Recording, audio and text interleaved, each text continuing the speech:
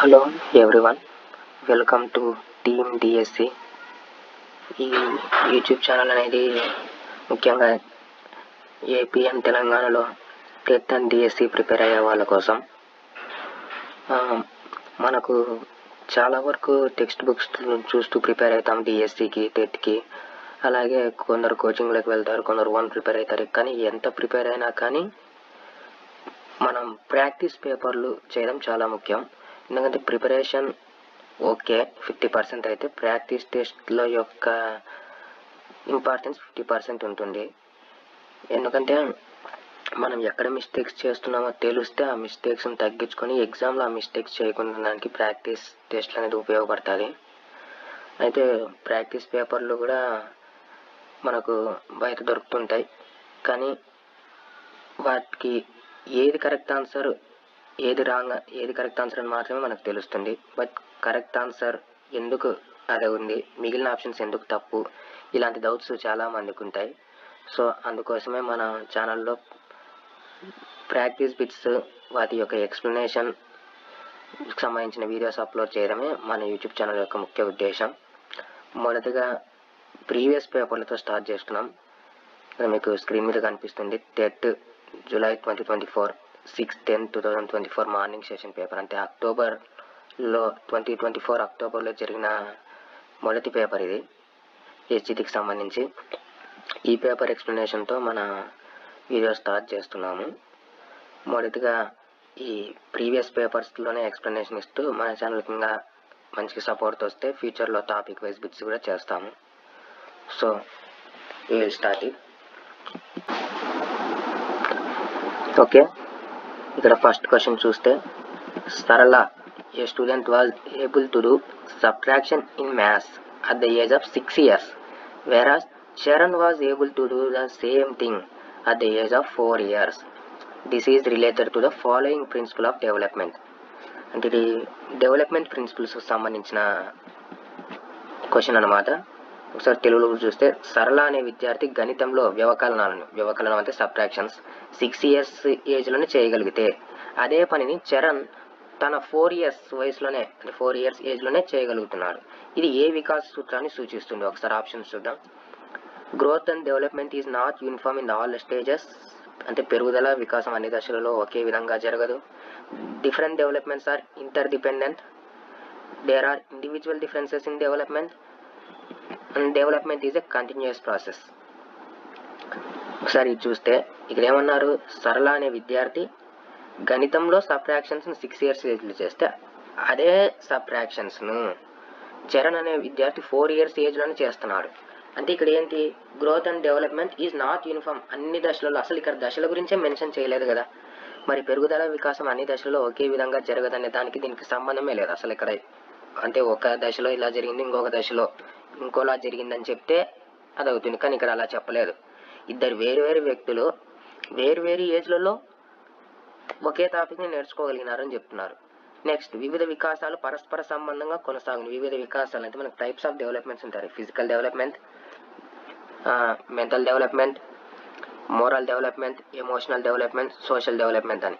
ఇవి అన్నీ కలిసి ఒకదానికొకటి సంబంధంగా ఇంటర్లింక్ ఉంటే అది అవుతుంది. ఇక్కడ రెండు వేరు డెవలప్మెంట్ను ఇంటర్ డిపెండెంట్గా ఇక్కడ ఏమి ఇవ్వలేదు. సో సెకండ్ ఆప్షన్ కూడా తప్పు. అండ్ వికాసంలో వైయక్తిక భేదాలు ఉంటాయి అన్నారు. ఇండివిజువల్ డిఫరెన్సెస్ అదే కదా. ఇక్కడ ఒక వ్యక్తి అంటే సరళ అనే విద్యార్థి 6 yearsలో నేర్చుకుంటే చరణ్ అనే విద్యార్థి 4 yearsలోనే నేర్చుకోలేడు. అంటే ఇద్దరికి ఇండివిజువల్ డిఫరెన్సెస్ ఉన్నాయి. So answer option 3 is the correct answer. ఒకసారి ఫోర్త్ ఆప్షన్ చూస్తే, వికాసం అవిచ్ఛిన్నంగా సాగుతుంది, కంటిన్యూస్ ప్రాసెస్. డెవలప్మెంట్ అనేది కంటిన్యూస్ ప్రాసెస్, ఎస్ కరెక్టే. కానీ ఇది పుట్టక ముందు నుంచే, ఫ్రమ్ కడుపులో ఉన్నప్పటి నుంచే మొదలయ్యి చనిపోయేంత వరకు కొనసాగుతూనే ఉంటుంది. కానీ ఇక్కడ అలాంటి విషయానికి సంబంధించినది క్వశ్చన్లు ఎక్కడ ఇవ్వలేదు. సో ఇది కూడా తప్పు answer. So answer is option 3. Next question, according to Erikson, the stage where people feel that they have the ability to make decisions for themselves and have the power to control them. Erikson ప్రకారం వ్యక్తులు తమకై తామే నిర్ణయాలు తీసుకునే సామర్థ్యం, వాటిని నియంత్రించే శక్తి కలిగి ఉన్నామని భావించే దశ అన్నారు. సో మనకి ఇక్కడ ఎరిక్సన్ దశల గురించి తెలియాలా. ఎరిక్ ఎరిక్సన్ థియరీలో మనకు 8 స్టేజెస్ ఉంటాయి. ముఖ్యంగా సైకో సోషల్ డెవలప్మెంట్ థియరీ అనేది చెప్పాడు ఎరిక్సన్. ఇక్కడ 8 వికాస దశలు ఉంటాయి. దీంట్లో పూర్వ శైశవ దశ, ఉత్తర శైశవ దశ, క్రీడా దశ, పాఠశాల దశ, కౌమార దశ, పూర్వ వయోజన, మధ్య వయోజన, అలాగే వృద్ధాప్య దశ. ఇలా 8 స్టేజెస్ ఉంటాయి. ప్రతి స్టేజ్లో కూడా క్లిష్ట పరిస్థితులను ఉంటాయి. ఫస్ట్ పూర్వ శైశవ దశ అంటే ఇన్ఫాన్సీ, ఎర్లీ ఇన్ఫాన్సీ స్టేజ్. దీంట్లో నమ్మకం, అపనమ్మకం అనే క్లిష్ట పరిస్థితులు ఉంటాయి. అలాగే ఉత్తర శైశవ దశలో స్వయం ప్రతిపత్తి, సందేహం. క్రీడా దశ అంటే ప్లే స్టేజ్, ఇది 3వది, చొరవ చూపడం లేదా అపరాధ భావన. పాఠశాల దశ, దీంట్లో శ్రమించడం లేదా న్యూనతాభావం. తర్వాత కౌమార దశ అంటే అడాలసెంట్ ఏజ్, ఇక్కడ పాత్ర గుర్తింపు లేదా పాత్ర సందిగ్ధత అని ఉంటుంది. తర్వాత పూర్వ వయోజన దశలో సాన్నిహిత్యం లేదా ఏకాంతం. మధ్య వయోజన దశలో ఉత్పాదకత లేదా స్తబ్దత. చివరిగా వృద్ధాప్య దశలో సమర్థత లేదా నిరాశ అని ఉంటాయి. మరి ఇక్కడ క్వశ్చన్లో చూస్తే ఇది ఒక అప్లికేషన్ బిట్ అనమాట. ఎరిక్సన్ ప్రకారం వ్యక్తులు తమకై తామే నిర్ణయాలు తీసుకోవడం. తమకై తామే అంటే సొంత నిర్ణయాలు, సొంతంగా నిర్ణయం తీసుకుంటారు. అంటే స్వయం ప్రతిపత్తి అంటే 2వ దశ, ఉత్తర శైశవ దశ. కానీ ఇక్కడ చూస్తే ఆప్షన్ ఉందే? ఆప్షన్ లేదు. సో మనం మ్యాక్సిమం సొంత నిర్ణయాలు, తమకై తామే నిర్ణయాలు ఇలాంటి పదాలు విన్నప్పుడు ఉత్తర శైశవ దశ ఆప్షన్ ఉంటే ఆ స్వయం ప్రతిపత్తి అనేసి పెట్టేసుకుంటాము. సో ఇక్కడ అసలు ఆప్షన్ లేదు. సో ఇక్కడ ఒక్కసారి ఆప్షన్స్ చూస్తే క్రీడా దశ అండి. క్రీడా దశ అనేది 3వ దశ. ఇక్కడ క్లిష్ట పరిస్థితులు ఏముంటుంది? చొరవ చూపడం లేదా అపరాధ భావన ఉంటుంది. కానీ ఇక్కడ ఎక్కడ క్వశ్చన్లో చూస్తే తమకై తామే నిర్ణయాలు తీసుకునే సామర్థ్యం, వాటిని నియంత్రించే శక్తి అన్నారు. అంటే ఇక్కడ చొరవ తీసుకుని అపరాధ భావం అనే దానికి దీనికి సంబంధం లేదు. తర్వాత కౌమార దశ. కౌమార దశలో పాత్ర గుర్తింపు లేదా పాత్ర సందిగ్ధత అనే మనోసాంఘిక క్లిష్ట పరిస్థితులు ఉంటాయి. ఇక్కడ చూస్తే వ్యక్తులు తమకై తామే నిర్ణయాలు తీసుకునే సామర్థ్యం, వాటిని నియంత్రించగలిగే శక్తి ఉన్నామని భావించే దశ. అంటే తమకై తామే నిర్ణయాలు తీసుకొని ఆ శక్తి ఉందని భావిస్తున్నారంటే ఎలా? వాళ్ళకి దానికి ఒక గుర్తింపు వస్తేనే కదా. సో దీనికి ఆన్సర్ కౌమార దశ అవుతుంది. ఈ పూర్వ వయోజన దశ అంటే ఇక్కడ సాన్నిహిత్యం, ఏకాంతం అనేవి ఉంటాయి. ఇక్కడ ఇచ్చిన అప్లికేషన్లో దానికి ఏం లేదు. బాల్య దశ. బాల్య దశ అంటే నథింగ్ బట్ ఈ క్రీడా పాఠశాల దశకి సంబంధించినవి ఉంటాయి. కానీ ఇలా బాల్య దశ అనేది మనకి ఇక్కడ ఎరిక్సన్ దశలో లేదు కాబట్టి సో ఆన్సర్ కౌమార దశ. నెక్స్ట్ 3వ question. The psychologist who has given the list of milestones and hazards during the developmental stages. బాలల వికాసంలో మైలురాళ్ళు మరియు విపత్తుల గురించిన వివరాలను తెలిపిన మనోవిజ్ఞాన శాస్త్రవేత్త. మనకు మైల్ స్టోన్స్ అనే పదం కనిపిస్తున్న డెవలప్మెంట్ స్టేజెస్లో హ్యావిగ్ హర్స్ట్ చెప్పాడు. అది హ్యావిగ్ హర్స్ట్ డెవలప్మెంటల్ మైల్ స్టోన్స్ అని ఉంటాయి మనకు. ఆయన ఒక బుక్ కూడా రాశాడు, హ్యూమన్ డెవలప్మెంట్ అండ్ ఎడ్యుకేషన్ అనే బుక్. హ్యావిగ్ హర్స్ట్ ప్రకారం 6 స్టేజ్లు ఉంటాయి. ఈ 6 డిఫరెంట్ స్టేజెస్లో ఏమేమి మైల్ స్టోన్స్ సాధిస్తాడు పిల్లవాడు అనేది దాంట్లో ఎక్స్ప్లెయిన్ చేశాడు. So answer is Havighurst, first option. Next, సాధారణంగా శిశువులో మొదటి పన్ను ఏర్పడే వయస్సు. ఇది మనకు ఫిజికల్ డెవలప్మెంట్కి సంబంధించినది. ఏ పిల్లవాళ్ళైనా సరే మొదటి పన్ను, ఫస్ట్ టీత్ ఎప్పుడు కనిపిస్తుంది అంటే 6 to 8 months ఏజ్లో కనిపిస్తుంది. So option 4 is the correct answer. తర్వాత 1 year ఏజ్లో అంటే 1 year ముగిసేసరికి అంతా 4 నుంచి 6 పన్నులు 4 to 6 టీత్ అనేవి పిల్లవాళ్ళలో వస్తాయి. ఇన్ఫాన్సీ స్టేజ్ ముగిసేసరికి మొత్తం 16 పన్నులు వచ్చే ఛాన్స్ ఉంటుంది. ఇది టీత్కి సంబంధించిన ఇన్ఫర్మేషన్. సో మొదటి పన్ను ఏర్పడే వయసు అయితే 6 నుంచి 8 నెలలు. Option 4 correct answer. Next 5th question. Match the following అన్నాడు. ఇక్కడ మనకి ఇప్పుడు పేపర్ ప్యాటర్న్ మారిపోయింది. ఇలాంటి క్వశ్చన్స్ ఎక్కువ అడుగుతుంటారు. మ్యాచ్ ద ఫాలోయింగ్, సరైనవి సరికానివి. సో కేర్ఫుల్గా ఇలాంటి క్వశ్చన్స్ చేయాలంటే ఒక చిన్న ట్రిక్ ఉంది. సో మనకు ఆప్షన్స్ ఒకసారి చూసుకోవాలా. ఆప్షన్స్ చూస్తే ఫస్ట్ ఆప్షన్ 4 ఆప్షన్లు కూడా ఫస్ట్ చూడండి, ఫస్ట్ సి, సెకండ్ ఆప్షన్లో 1C, థర్డ్ ఆప్షన్లో 1D, ఫోర్త్ ఆప్షన్లో 1B. సో ఫస్ట్ ఆప్షన్కి ఏదైతారో చూసుకుంటే 2 లేదా 3 ఆప్షన్లు ఎలిమినేట్ చేయడానికి మనకు ఛాన్సులు ఉన్నాయి. సో చూద్దాం. ఇక్కడ పూర్వ బాల్య దశ, ఉత్తర బాల్య దశ, శైశవ, కౌమార దశ ఇచ్చారు. ఇంకొక వైపు విమర్శించడం, ప్రశ్నించడం మరియు నేర్చుకోవడం, హతం చేయడం, ముఠా దశ. మనకు పూర్వ బాల్య దశ అంటే ఎర్లీ చైల్డ్హుడ్లో హతం చేయడం అంటే ఎగ్జిబిటింగ్ టెనాసిటీ అనేది మనకు కనిపిస్తుంది. సో ఫస్ట్ దానికి సి అవుతుంది. సో ఫస్ట్ దానికి సి అనేది ఫస్ట్ 2 ఆప్షన్స్లో ఉంది. So third and fourth options eliminate చేయొచ్చు. తర్వాత లేటర్ చైల్డ్హుడ్, ఉత్తర బాల్య దశనే మనం ముఠా దశ లేదా గ్యాంగ్ ఏజ్ అంటాము. లేటర్ చైల్డ్హుడ్ని గ్యాంగ్ ఏజ్ అంటాం. ఎర్లీ చైల్డ్హుడ్ను ప్రీ గ్యాంగ్ ఏజ్ అంటాం. గ్యాంగ్ ఏజ్కు ప్రీ ఏజ్ అంటే early childhood. So later childhood gang age అవుతుంది, early childhood pre gang age అవుతుంది. ఇక్కడ లేటర్ చైల్డ్హుడ్ గ్యాంగ్ ఏజ్ అనేది సరిపోతుంది. సో సెకండ్ దానికి ఆప్షన్ డి వస్తుంది. ఫస్ట్ దానికి మనం డి అనుకున్నాం, సి అన్నాం. Early childhood exhibiting tenancy, later childhood gang age. So C D ఎక్కడ ఉంది? ఫస్ట్ ఆప్షన్ ఉంది. So answer option 1. సో మనము ఇన్ఫాన్సీ ఏజ్లో చూస్తే క్వశ్చనింగ్ అండ్ లెర్నింగ్, చిన్న వయసులో ఏదో ఒకటి తెలుసుకోవాలనే ఆసక్తి ఉంటుంది కాబట్టి ఇన్ఫాన్సీ అంటే 0 నుంచి 2 ఇయర్స్ ఏజ్. ఆ ఏజ్లో క్వశ్చనింగ్ ప్రశ్నిస్తుంటారు, నేర్చుకుంటారు. ప్రశ్నించి అదేంటి ఇదేంటి అని అడిగి దాని ద్వారా తెలుసుకొని నేర్చుకుంటారు. అడాలసెన్స్ ఏజ్లో క్రిటిసైజ్ విమర్శిస్తారనమాట. Okay, next question. Observing the behaviour of fishes in an అక్వేరియంలో చేపల ప్రవర్తనను పరిశీలించడం. ఇది అబ్జర్వేషన్ మెథడ్కి సంబంధించినది. మనకు అబ్జర్వేషన్ 2 టైప్స్ ఉంటుంది. న్యాచురల్ అబ్జర్వేషన్, ఆర్టిఫిషియల్ లేదా కంట్రోల్డ్ అబ్జర్వేషన్ 2 ఉంటాయి. న్యాచురల్ అబ్జర్వేషన్ అంటే సహజ పరిశీలన, అంటే సహజ పరిసరాలలో ఒక వ్యక్తి పరిశీలిస్తే దాన్నే సహజ పరిశీలన అంటాము. ఎగ్జాంపుల్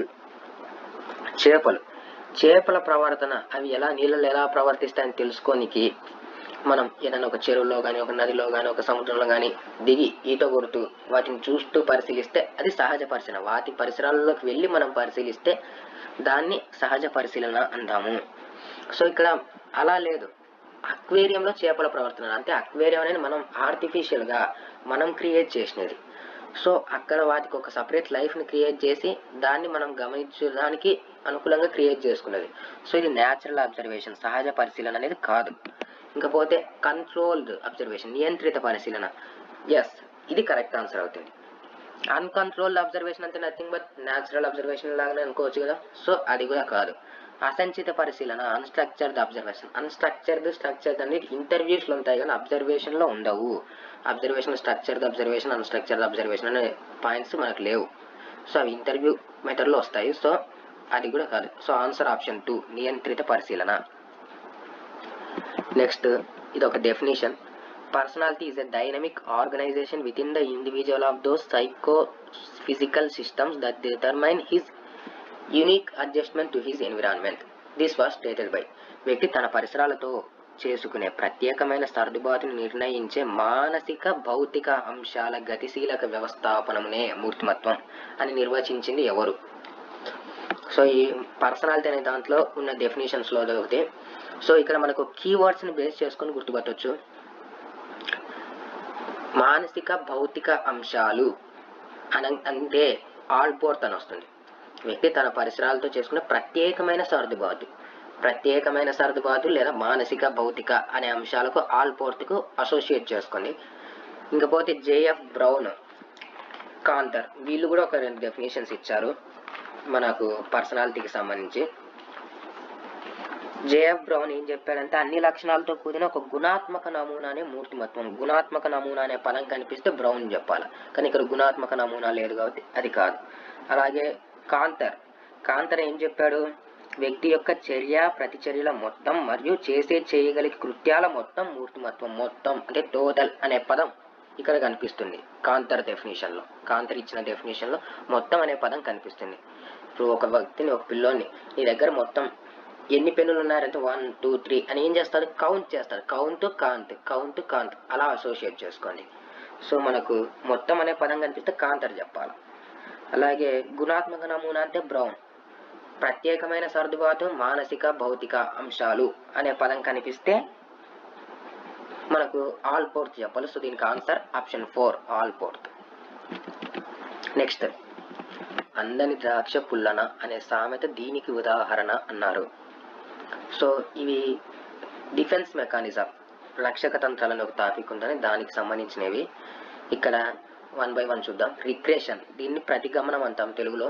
రిగ్రెషన్ అంటే ఒక వ్యక్తి చిన్నపిల్లని వల్లే చేయడం, అంటే ఏదైనా ఒకటి తన కోరుకునేది దక్కకపోతే బాధపడడం, చిన్నపిల్లని వల్లే ఏడవడం, ఇలాంటివి చేస్తుంటారు. సో ఇలాంటి వాటిని రిగ్రెషన్ అంటాం మనం.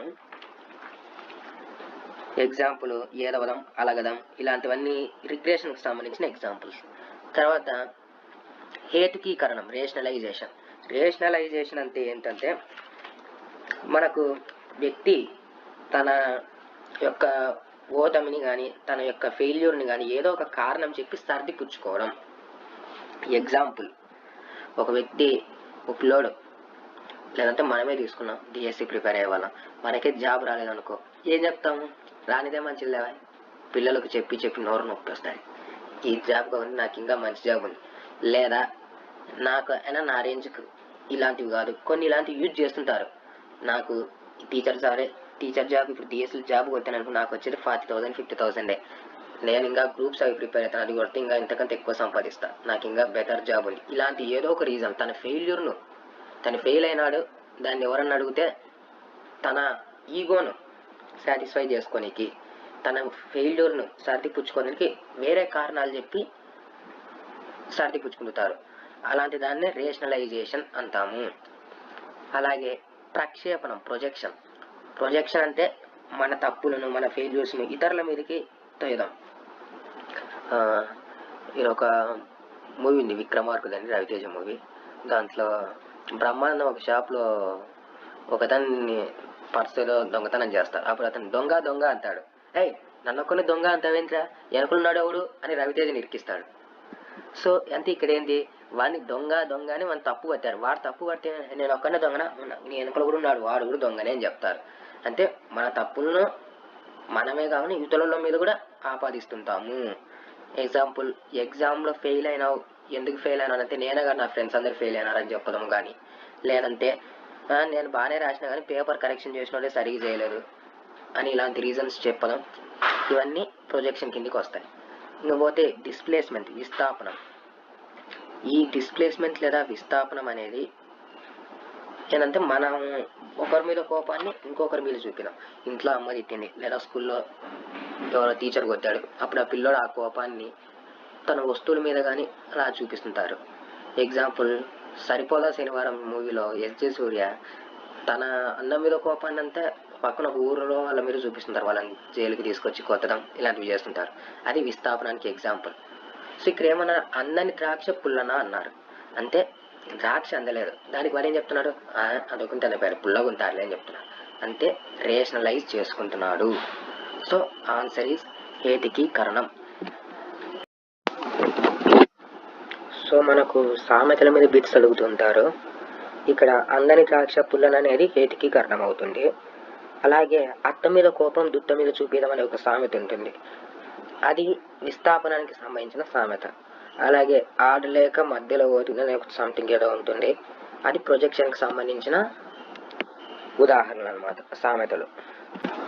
Next, if A student secure good marks in science, he can secure good marks in all subjects. The intelligence theory that supports this statement. మనకు ఇంటెలిజెన్స్ థియరీలు ఉంటాయి కొన్ని. యూనిఫ్యాక్టర్ ఏకకారక సిద్ధాంతం, అలాగే 2 ఫ్యాక్టర్ ద్వికారక, మల్టీ ఫ్యాక్టర్ బహుకారక, సామూహిక కారక గ్రూప్ ఫ్యాక్టర్, ఇవి intelligence theories అన్నమాట. ఈ థియరీస్లో మనకు ఏకకారక సిద్ధాంతం, యూనిఫ్యాక్టర్ ఇంటెలిజెన్స్ థియరీ అంటాం. అంటే మనలో ఉన్న ఇంటెలిజెన్స్ అనేది అన్ని సామర్థ్యాల్లో సమానంగా ఉంటుంది అని చెప్పేదే unifactor intelligence theory. 2 factor intelligence theory అంటే ఇది చార్లెస్ పియర్మ్యాన్ చెప్పాడు, యూనిఫ్యాక్టర్ ఏమో ఆల్ఫ్రెడ్ బినే చెప్పాడు. మల్టిపుల్ ఫ్యాక్టర్ థియరీ మనకు థారన్డైక్ చెప్పాడు, బహుకారక సిద్ధాంతం. సామూహిక కారక సిద్ధాంతం దీన్ని లూయిస్ థర్స్టన్ చెప్పారు. ఇది కాకుండా ఇంకొకటి కూడా ఉంది, ప్రజ్ఞా స్వరూప సిద్ధాంతం అని, అది గిల్ఫర్డ్ చెప్పారు. దాన్ని స్ట్రక్చర్ ఇంటెలిజెన్స్ థియరీ అంటాము, అది గిల్ఫర్డ్ చెప్పాడు. అయితే ఇక్కడ ఏమన్నాడు, సైన్స్లో మంచి మార్కులు సాధించిన విద్యార్థి అన్ని సబ్జెక్టులో మంచి మార్కులు సాధించగలరు. అంటే ఒక దాంట్లో ఉన్న సామర్థ్యం అన్ని సామర్థ్యాల్లో మిగతా సబ్జెక్ట్స్లో కూడా అదే సామర్థ్యం ఉంటుంది అని చెప్తున్నాడు. ఇది యూనిఫ్యాక్టర్ థియరీ అవుతుంది అనమాట. ఇలా కాకుండా సైన్స్లో మంచి మార్కులు సాధించిన విద్యార్థి మిగతా అన్ని సబ్జెక్టులలో కొద్దిగా తక్కువ మార్కులు సాధించాడు లేదా మిగతా సబ్జెక్టులో మంచి మార్కులు సాధించలేకపోయాడు అంటే అప్పుడు ఏంటి, అన్ని సబ్జెక్టులో నార్మల్ ఉన్నాడు, సైన్స్లో ఎక్కువ ఉన్నాడు. ఇది వికారక సిద్ధాంతం అవుతుంది. అంటే అన్నిట్లలో నార్మల్గా ఉంది, ఒక్క దాంట్లో మాత్రం స్పెషల్గా ఉంటుంది, అది వికారక సిద్ధాంతం అవుతుంది. ఇక్కడ అడిగిన సైన్స్లో మంచి మార్కులు సాధించిన విద్యార్థి అన్ని సబ్జెక్టులు కూడా సాధించారంటే అన్నిట్లలో ఈక్వల్గా ఉంది. సో ఇది ఏకకారక సిద్ధాంతం అవుతుంది. Next, the process of reasoning from specific to general. ప్రత్యేక సందర్భాల నుంచి ప్రారంభమై సాధారణ విషయాల వైపు పయనించే వివేచన అన్నాడు. స్పెసిఫిక్ టు జనరల్ అది నథింగ్ బట్ స్పెసిఫిక్. ఒక ఎగ్జాంపుల్ తీసుకొని, స్పెసిఫిక్ ఎగ్జాంపుల్ తీసుకొని జనరల్ వైపు అంటే జనరలైజ్ చేయడం అని అర్థం. సో ఇలాంటి రీజనింగ్ మనం ఇండక్టివ్ రీజనింగ్ అంటాం. ఇండక్టివ్ అంటే స్పెసిఫిక్ టు జనరల్, డిడక్టివ్ అయితే జనరల్ టు స్పెసిఫిక్ అవుతుంది. అంటే ఇండక్టివ్లో ఎగ్జాంపుల్స్ నుంచి తీసుకొని వాటిని జనరలైజ్ చేస్తాం. సో ఎగ్జాంపుల్స్ అనేవి స్పెసిఫిక్, జనరలైజేషన్ అనేది ఇది జనరల్ అంశం అవుతుంది అనమాట. సో అలా స్పెసిఫిక్ టు జనరల్కి వస్తుంటే ఇండక్టివ్ రీజనింగ్ అవుతుంది. ఇదే క్వశ్చన్ జనరల్ టు స్పెసిఫిక్ అయితే డిడక్టివ్ రీజనింగ్ అవుతుంది. Next, context in which children may not be ready to learn. పిల్లల అభ్యసనం పట్ల సంసిద్ధంగా ఉందని సందర్భం. ఏ సందర్భంలో రెడీగా ఉండరు, నేర్చుకోవడానికి రెడీగా ఉందని సందర్భం. అంటే ఉండేవేవో చూసుకుంటే లేనిదేదో గుర్తుపట్టవచ్చు. 1 by 1 చూద్దాం. యాంత్రిక బోధన జరిగినప్పుడు, when teaching is mechanical. Next, when teaching is done in divergent ways. వైవిధ్య బోధన జరిగినప్పుడు, వైవిధ్య బోధన జరిగినప్పుడు పిల్లలు నేర్చుకోవడానికి ఇంట్రెస్ట్ చూపిస్తారు. రోజు ఒకేలాగా చెప్తే ఇంట్రెస్ట్ ఉండదు, కొత్తగా చెప్తున్నారు అనుకో వాళ్ళు నేర్చుకోవడానికి ఇంట్రెస్ట్ చూపిస్తారు. సో ఇది సంసిద్ధంగా ఉండే సందర్భం, ఉందనిది కాదు. విద్యార్థి అభ్యసనాంశ ప్రయోజనం తెలుసుకున్నప్పుడు, when student realise the purpose of learning. మనం ఎందుకు నేర్చుకుంటున్నాం, నేర్చుకోవడానికి ఒక పర్పస్ ఉంటేనే ఇంట్రెస్ట్గా నేర్చుకుంటాం. ఇప్పుడు డిఎస్సికి ఎందుకు ప్రిపేర్ అవుతున్నాం, జాబ్ కావాలి కాబట్టి, అంటే ఒక పర్పస్ ఉంది కాబట్టి చదువుతున్నాం. ఇదే డిఎస్సికి సబ్జెక్ట్ మనం చదువుకున్న ప్రిపరేషన్ అంతా, మనం చదివే సబ్జెక్టులంతా డిఎస్సి ఎగ్జామ్ అయిపోయినాక చదువుతామా? ఎందుకు చదవము? అంటే మనకు ఆల్రెడీ ప్రయోజనం అంత అవసరం తీరిపోయింది కాబట్టి. సో ప్రయోజనం ఉన్నప్పుడే మనం నేర్చుకోనికి ఇంట్రెస్ట్ చూపిస్తాము. సో ఇది కూడా సంసిద్ధంగా ఉండడానికి అవసరమైన సందర్భమే. నెక్స్ట్, అభ్యసనానికి అవసరమైన శారీరక మానసిక పరిపక్వత ఉన్నప్పుడు, sufficient physical mental maturity to learn. నేర్చుకోవడానికి ఇప్పుడు ఒక సైకిల్ నేర్చుకోవాలంటే వాడి ఫిజికల్గా కాళ్ళు అందాలా, దానికి తగిన హైట్ ఉండాలా, దాన్ని బ్యాలెన్స్ చేసేంత బరువు కూడా బలం కూడా ఉండాలి. అంటే ఫిజికల్ మెచ్యూరిటీ కావాలి. ఇప్పుడు ఒక చిన్న పిల్లోనికి ట్రిగనామెట్రీ, 3rd క్లాస్ పిల్లలకి ట్రిగనామెట్రీ చెప్తే నేర్చుకోలేరు. ఎందుకంటే మనకి ఆ తగిన మెంటల్ మెచ్యూరిటీ అనేది లేదు. సో ఏదైనా ఒక వాడిని నేర్చుకోవాలంటే ఫిజికల్ అండ్ మెంటల్ మెచ్యూరిటీ ఉండాలి. సో ఇక్కడ అదే ఇచ్చినాడు, ఫిజికల్ అండ్ మెంటల్ మెచ్యూరిటీ నేర్చుకోవడానికి అవసరమైన, అభ్యసనానికి అవసరమైన శారీరక మానసిక పరిపక్వత ఉన్నప్పుడు ఉంటే సంసిద్ధంగానే ఉంటాడు. సో ఇక్కడ 2, 3, 4 3 ఆప్షన్స్ కూడా అభ్యసనం పట్ల సంసిద్ధంగా ఉండడానికి సహాయపడేవి. కానీ మొదటి ఆప్షన్ యాంత్రిక బోధన జరిగినప్పుడు, మెకానికల్ వేలో టీచింగ్ జరిగినప్పుడు మాత్రం నేర్చుకోవడానికి ఇంట్రెస్ట్ చూపడు. So answer option 1 is the correct answer. ఇక్కడ అడిగినది సంసిద్ధంగా ఉండే సందర్భంగా ఉందని సందర్భం. 2, 3, 4 ఈ ఆప్షన్స్, 3 ఆప్షన్స్ కూడా సంసిద్ధంగా ఉండే సందర్భాలు, సంసిద్ధంగా లేని సందర్భం.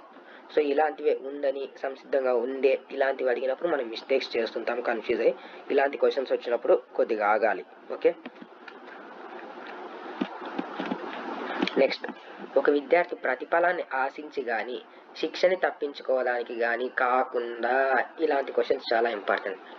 జనరల్గా మనం ఇలా చదివేటప్పుడు ఒక విద్యార్థి ప్రతిఫలాన్ని ఆశించి కానీ శిక్షణను తప్పించుకోవడానికి కానీ అని చదివి కింద నెక్స్ట్ లైన్కి వచ్చే లోపు కింద ప్రేరణ అనే పదాలు కనిపిస్తాయి. ఓహో ఇది ప్రేరణ, మోటివేషన్కి సంబంధించినది. ప్రతిఫలాన్ని ఆశించి శిక్షణను తప్పించుకోవడానికి అంటే ఎక్స్ట్రిన్సిక్ మోటివేషన్ కదా అని ఫస్ట్ ఆప్షన్ పెట్టేసి బయటకు వచ్చేసి ఇంకా ఎగ్జామ్ ఇరగదీసినాం సూపర్ అంటాం. ఇంకా తర్వాత కీ చూసుకున్నప్పుడు ఏదో తేడాగా ఉండే అన్నట్లు అనిపిస్తుంది. తర్వాత క్వశ్చన్ మళ్ళీ చదువుతాం, అప్పుడు నెక్స్ట్ లైన్ చదువుతాం. కాకుండా ఒక విద్యార్థి ప్రతిఫలాన్ని ఆశించి కానీ శిక్షను తప్పించుకోవడానికి కానీ కాకుండా కేవలం తన ఆనందం కోసం చదివాడు అన్నాడు. అందుకే మొత్తం క్వశ్చన్ చదవాలి. లాస్ట్లో ఏదో ఒకటి ఇలాంటివి మెలిక ఉంటుంది, ట్విస్ట్ ఉంటుంది. ఇలాంటి చోట్ల మిస్టేక్స్ చేస్తాం, కీ చూసుకున్నాక బాధపడతాం, పేపర్ చాలా టఫ్గా వచ్చింది, చాలా కన్ఫ్యూజ్ చేశాడు, ప్రీ ఎగ్జామ్ కండక్ట్ చేయాలి, లేదా నార్మలైజేషన్ మార్కులు పెంచాలి, మా పేపర్ కష్టంగా ఉంది, ఇలాంటివి అంతా మనం. సో ఏదైతే ఏమి మిస్టేక్ చేయకూడదు అంటే క్వశ్చన్ స్టార్టింగ్ నుంచి లాస్ట్ వరకు 1-2 సార్లు చదవాలి ఖచ్చితంగా. ఒక విద్యార్థి ప్రతిఫలన ఆశించి కానీ శిక్షణ తప్పించుకోవడానికి కానీ కాకుండా కేవలం తన ఆనందం కోసం చదివాడు. తన ఆనందం కోసం చదివితే అంతర్గత ప్రేరణ. అదే ప్రతిఫలన ఆశించి కానీ శిక్షణ తప్పించుకోవడానికి కానీ చదివితే బాహ్య ప్రేరణ ఉంటుంది. మరి సాధన ప్రేరణ, అచీవ్మెంట్ మోటివేషన్ అంటే ఇప్పుడు మనం ప్రిపేర్ అయ్యేదే డిఎస్సి జాబ్ ఎట్లనే సాధించాలని మనం చదువుతున్నాం. ఇది అచీవ్మెంట్ మోటివేషన్ అవుతుంది. మనం జాబ్ సాధించాలనే కదా చదివేది, మన ఆనందం కోసం చదువుతున్నాము. డిఎస్సికి ఇంత ప్రిపరేషన్ ఆనందం కోసం అంటే ఇప్పుడు ఏదైనా కథల పుస్తకాలు, ఏదైనా కొందరు గొప్ప వాళ్ళ చరిత్రలు కానీ ఇలాంటివి ఏమైనా పుస్తకాలు చదివితే అది అంతర్గత ప్రేరణతో చదవడం అవుతారు మన ఇంట్రెస్ట్ వల్ల.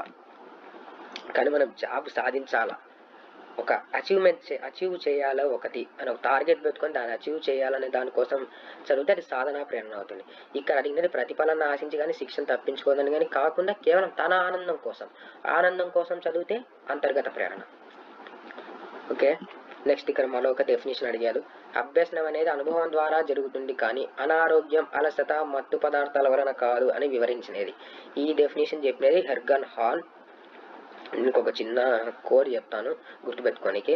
అనారోగ్యం, అలసట, మత్తు పదార్థాలు. మనకు మత్తు పదార్థాలు అంటాం ఈ డ్రగ్స్, అవి తీసుకుంటే ఏమవుతుంది, మన ఆరోగ్యానికి హానికరం. మత్తు పదార్థాలు ఆరోగ్యానికి హానికరం అని గుర్తుపెట్టుకోండి. హానికరం, హాన్ మత్తు పదార్థాలని కనిపిస్తే హానికరం, ఆరోగ్యానికి హానికరం అని గుర్తురావాలి. హానికరంలో హాన్ అని ఉంది కదా, అది హెర్గన్ హాన్, అట్లా అసోసియేట్ చేసుకోండి.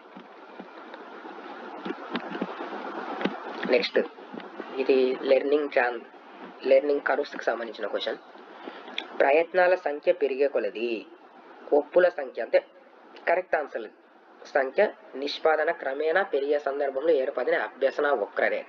The type of learning curve occurs when the number of trials is increased performance in terms of right responses. అంటే కరెక్ట్ రెస్పాన్సులు చేసినప్పుడు అంటే దీన్ని లెర్నింగ్ కర్వ్ అనేది మనకు ఒక గ్రాఫ్ లాగా గీసుకోవాలి. అయితే ఎక్స్ యాక్సిస్, వై యాక్సిస్ అని. ఎక్స్ యాక్సిస్ మీద ప్రయత్నాల సంఖ్య, నెంబర్ ఆఫ్ ట్రయల్స్ ఉంటాయి, first trial, second trial, third trial అట్లా. వై యాక్సిస్ మీద మన కరెక్ట్ ఆన్సర్లు ఒక 100 క్వశ్చన్స్ ఉన్నాయనుకోండి. ఫస్ట్ ట్రయల్లో 5 కరెక్ట్ ఆన్సర్లు చెప్తాం. నెక్స్ట్ సెకండ్ ట్రయల్లో మళ్ళీ ఒకసారి చదివి చెప్పినప్పుడు ఈసారి 15 కరెక్ట్ ఆన్సర్స్ చెప్పవచ్చు. నెక్స్ట్ అటెంప్ట్కు 20. అంటే ఏమవుతుంది, పర్ఫార్మెన్స్ పెరుగుతూ పోతుంది. ఇలా పెరుగుదామంటే ఫస్ట్ తక్కువ ఉంటుంది, తర్వాత పెరుగుతూ పోతుంది. అంటే ఇదేంటి, అసెండింగ్ అంటే ఆరోహణ. So positively యాక్సెలరేటెడ్. So answer option 1 is the correct answer. Next, one of the following is a secondary need. ఇవి మనకు నీడ్స్కి సంబంధించిన అవసరాల సిద్ధాంతానికి మీద క్వశ్చన్స్ అడిగారు. మనకి దీంట్లో 2 రకాల నీడ్స్ ఉంటాయి, primary need, secondary need. Primary needs ఇక్కడ ఉన్న ఆప్షన్స్ సెకండరీ నీడ్ ఏది అడిగారు. Sleep, exercise, water, recognition. నిద్ర మనకు ప్రైమరీ నీడ్. ఎక్సర్సైజ్ ప్రైమరీ నీడే. వాటర్ తాగడానికి నీళ్లు కావాలి, ప్రైమరీ నీడ్. బతకడానికి అవసరమైనవి, అవి లేకుంటే మనం బతకలేమనేవి ప్రైమరీ నీడ్స్. రికగ్నిషన్ మనకు ఇప్పుడు ప్రపంచంలో చూస్తే కొంతమందికి రికగ్నిషన్ ఉంటుంది, అందరికీ తెలియకపోవచ్చు. సో రికగ్నిషన్ అనేది సెకండరీ నీడ్, కానీ మిగిలిన 3 primary need. So answer is recognition. ఇది అబ్రహం మాస్లో చెప్పిన అవసరాల సిద్ధాంతంకి సంబంధించిన క్వశ్చన్. నెక్స్ట్, ఒక వ్యక్తికి కానీ వస్తువుకు కానీ సంఘటనకు కానీ సంబంధించి కల్పించే సాధారణ అవగాహన. The general understanding related to a person or a thing or a situation is called intelligence, prajna, concept, bhavana, perception, pratyaksham, memory, smruti. So ఒక వ్యక్తికి కానీ ఒక వస్తువుకు కానీ లేదా ఒక సిచ్యువేషన్ కానీ సంబంధించిన కల్పించే సాధారణ అవగాహన, ఒక జనరల్ అండర్స్టాండింగ్.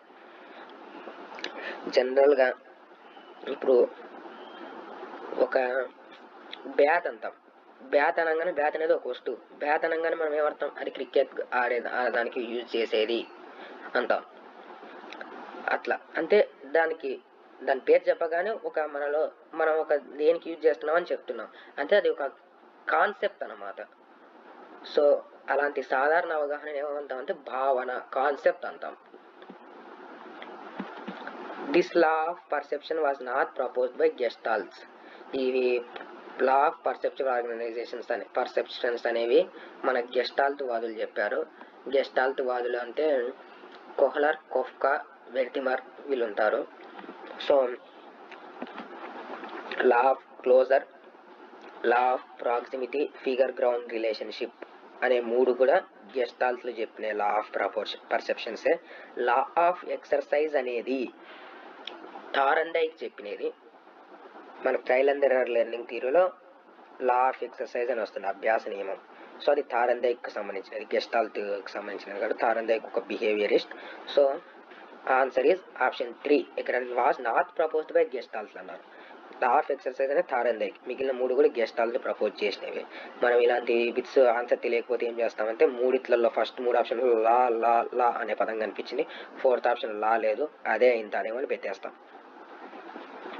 తర్వాత బయటకు వచ్చేస్తాం, కీ చూసుకున్నాక 2 జేబులో చేతులు పెట్టుకొని నడుచుకుంటూ వెళ్ళిపోతాం. సో ఇది law of closure, proximity, figure ground relationship అనేవి గెస్టాల్ట్లు చెప్పినది. ఎక్సర్సైజ్ మాత్రం థారండైక్ చెప్పినది.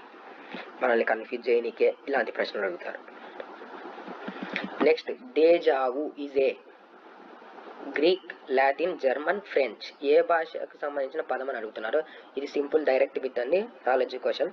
డేజావు అనేది ఫ్రెంచ్ వర్డ్. డేజావు, ఏ ఆవు ఫ్రెంచ్ ఆవు, డేజావు ఫ్రెంచ్ ఆవు అని గుర్తుపెట్టుకోండి. It is a French word. Next, the oldest theory of transfer of learning. మనకు లెర్నింగ్ ట్రాన్స్ఫర్ థియరీస్ ఉంటాయి.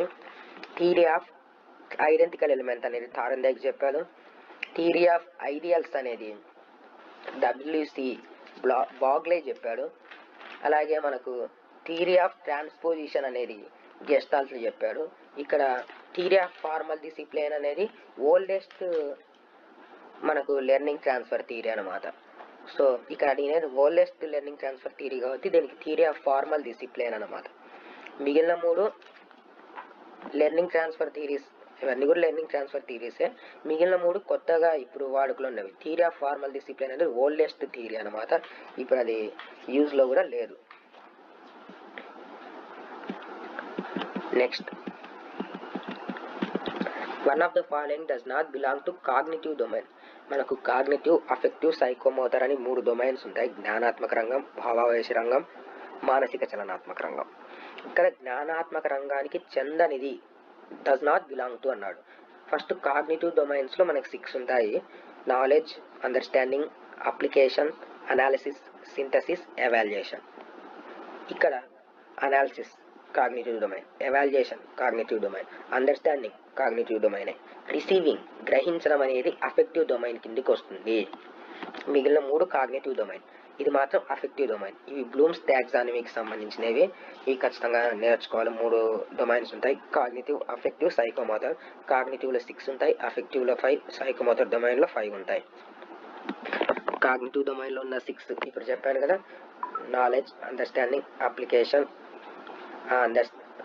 అనాలిసిస్, సింథసిస్ అండ్ ఎవాల్యుయేషన్, ఇవి అక్కడ ఉండేవి. మిగిలినవి అఫెక్టివ్ డొమైన్ మరియు సైకోమోటార్ డొమైన్స్లో మనకు ఉంటాయన్నమాట.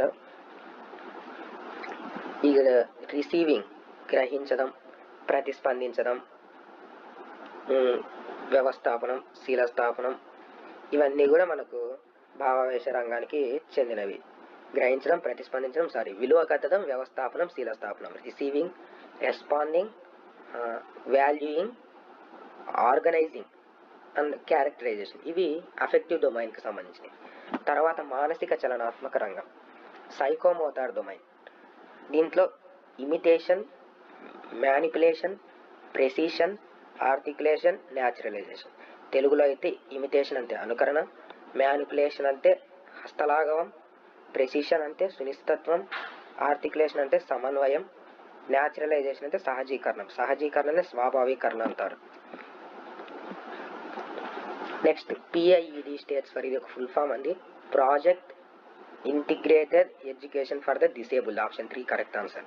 Next, meaning of the file format GIF, ఇది కూడా ఒక ఫుల్ ఫామ్ డైరెక్ట్ బిట్టే, గ్రాఫిక్ ఇంటర్చేంజ్ ఫార్మాట్. ఆప్షన్ 4 దీనికి కరెక్ట్ ఆన్సర్. నెక్స్ట్, NGP 2020కి సంబంధించినది. మనకి NGP 2020లో ఒక స్ట్రక్చర్ ఉంటుంది 5+3+3+4 అని. ఫస్ట్ 5ని ఫౌండేషన్ స్టేజ్ అంటారు, తర్వాత 3 ప్రిపరేటరీ స్టేజ్, ఆ తర్వాత 3ని మిడిల్ స్టేజ్ అంటాము, తర్వాత సెకండరీ స్టేజ్ 4 years. ఫస్ట్ 5లో ప్రిపరేటరీ ఉంటుంది, ఫస్ట్ సెకండ్ క్లాస్లు ఉంటాయి. ప్రిపరేటరీ ఉంటుంది nursery, LKG, UKG, first second classes. తర్వాత 3లో థర్డ్, ఫోర్త్, ఫిఫ్త్, దీన్నే ప్రిపరేటరీ స్టేజ్ అంటాం. ఇక్కడ అడిగినది question according to NGP 2020 preparatory stage education 3, 4, 5 classes. 6, 7, 8 క్లాసెస్ని కలిపి మనము మిడిల్ స్టేజ్ అంటాం. 9, 10, 11, 12 లాస్ట్లో 4, ఇవి secondary. Next first national education policy formula అయితే నిందే. మొత్తం మనకు 3 ఎన్జీపీస్ ఉన్నాయి నేషనల్ ఎడ్యుకేషన్ పాలసీ. ఎన్జీపీలో ఫస్ట్ 1968లో వచ్చింది, తర్వాత 1986, తర్వాత రీసెంట్గా 2020 ఎన్జీపీ. సో ఇక్కడ ఫస్ట్ది అడిగాడు, answer 1968, option 2. Next, as per RTE 2009 this chapter state the right of students to get transfer certificate TC. School నుంచి టీసీ పొందే హక్కు ఎన్నోవ మనకు ఎన్నోవ చాప్టర్లో ఉంది అన్నారు, ఎన్నోవ సెక్షన్ అడగలే. సెక్షన్ అంటే 5th సెక్షన్ అవుతుంది, బట్ ఇక్కడ చాప్టర్ అడిగారు. చాప్టర్ అనేది సెకండ్ చాప్టర్ అవుతుంది. So answer is option 1. The approximate percentage of learning that students can achieve through lecture method. Lecture ఉపన్యాస పద్ధతి ద్వారా స్టూడెంట్స్ అచీవ్ చేయగలిగే అప్రాక్సిమేట్ పర్సెంటేజ్ ఎంత అన్నారు. లెర్నింగ్ ఎంత శాతం అభ్యసించగలరు అనేది. సో దీనికి ఆన్సర్ 5% అండి. మనకు కోబిన్ అనాలిసిస్ ఇట్లా పర్టికులర్ పేరిస్తే వాళ్ళ ప్రకారం చెప్పాలి. ఇక్కడ జనరల్గా అడిగారు, జనరల్గా అడిగినప్పుడు ఇది 5% అవుతుంది. This is a higher mental function as per వైగాట్స్కి. కింది వాటిలో వైగాట్స్కి ప్రకారం ఉన్నత మానసిక ప్రక్రియ. సో వైగాట్స్కి ప్రకారం మనకు మానసిక ప్రక్రియలు 2 ఉంటాయి, కింది స్థాయి తర్వాత ఉన్నత స్థాయి అనేది. పోల్చడం, ప్రశ్నించడం, పరిశీలన, కంపేరింగ్, క్వశ్చనింగ్, అబ్జర్వింగ్ అనేది కింది స్థాయి మానసిక ప్రక్రియలు. అనాలిసిస్ అనేది ఉన్నత స్థాయి మానసిక ప్రక్రియ. So analysis of social issues, సాంఘిక విషయాల విశ్లేషణ అనేది కరెక్ట్ ఆన్సర్ అవుతుంది. ఇది ఉన్నత స్థాయి మానసిక ప్రక్రియ. నెక్స్ట్, ఫ్యూచర్ లెర్న్ అనేది ఏంటని అడుగుతున్నాడు. ఇది ఒక ఎంఓఓసిని అందజేసే సంస్థ, మ్యాసివ్ ఓపెన్ ఆన్లైన్ కోర్స్ అంటాం. Next, mid day meal scheme is currently being implemented in schools of Andhra Pradesh in the name of following dignitary. ఎవరి పేరు మీద మధ్యాహ్న భోజన పథకం అమలు చేస్తున్నారు మనకు బాగా తెలుసు, డొక్కా సీతమ్మ మధ్యాహ్న భోజనం పథకం అంటాము. Answer is option 4. Sarvepalli Radhakrishna విద్యార్థి మిత్రులు అంటాము. తర్వాత అబ్దుల్ కలాం అనే పేరు మీద మనకు ఇవి మంచి పర్ఫార్మెన్స్ చూపించిన విద్యార్థులకు అందించేది ఉంది. 10th క్లాస్లో మంచి పర్ఫార్మెన్స్ ఇచ్చిన విద్యార్థి పురస్కారాలకు సంబంధించినది అబ్దుల్ కలాం. సో దీనికి ఆన్సర్ డొక్కా సీతమ్మ మధ్యాహ్న భోజన పథకం డొక్కా సీతమ్మ గారి పేరు మీద అమలు చేస్తున్నారు. Next, last question. Acting and dancing comes under దీ స్కిల్స్. అభినయం, నృత్యం చేయడం అనేవి కింది నైపుణ్యాలకు చెందినవి. యాక్టింగ్ అండ్ డ్యాన్సింగ్ అనేవి లాంగ్వేజ్కి సంబంధించిన స్కిల్సా? కాదు. ప్రాసెసింగ్ స్కిల్సా? కాదు. ఫిజికల్ స్కిల్స్, జస్ట్ మన బాడీకి సంబంధించినవి. సోషల్ స్కిల్స్ కూడా కావు. సోషల్ స్కిల్స్ అంటే మనకు సొసైటీలో పార్టిసిపేట్ చేయడం, ఏమన్నా మీటింగ్స్లో పాల్గొనడం, ఇలాంటివన్నీ సోషల్ స్కిల్స్ అవుతాయి. లాంగ్వేజ్ స్కిల్స్ అనేవి మనం భాషను బాగా మాట్లాడడం, ఎక్కువ భాషలో ప్రావీణ్యం ఉండడం, తప్పులు లేకుండా మాట్లాడడం, ఇలాంటివి వస్తాయి మనకు. సో యాక్టింగ్, డ్యాన్సింగ్ అనేవి మనకు శారీరక నైపుణ్యాలకు సంబంధించేది. ఇవి October 6, 2024 జరిగిన టెట్ పేపర్లోని ఎస్జిడికి సంబంధించిన టెట్ పేపర్లోని సైకాలజీ, చైల్డ్ డెవలప్మెంట్ అండ్ పెడగాగికి సంబంధించిన ప్రశ్నలు 30 బిట్స్, వాటికి సంబంధించిన ఎక్స్ప్లెనేషన్స్. Thank you. వీడియో నచ్చితే మీకు లైక్ అండ్ షేర్ చేయండి, సబ్స్క్రైబ్ చేయండి మన ఛానల్కి. మీకు ఇంకా నేను చెప్పిన విధానాలు ఇంకా ఏమన్నా మోడిఫై చేసుకోవాలన్నా, ఇంకా ఎలా చెప్పాలన్నా మీకు ఏమైనా ఉంటే కామెంట్స్లో సజెస్ట్ చేయండి. Thank you.